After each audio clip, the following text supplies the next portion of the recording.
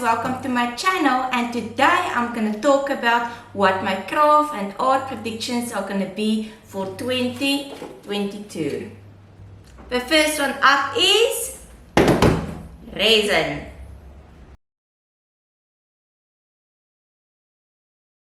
The second one is do-it-yourself projects.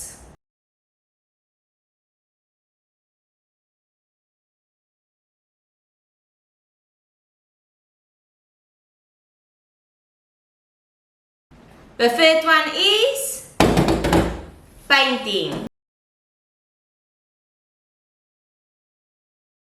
The fourth one is clay sculpting. And the fifth one is coloring.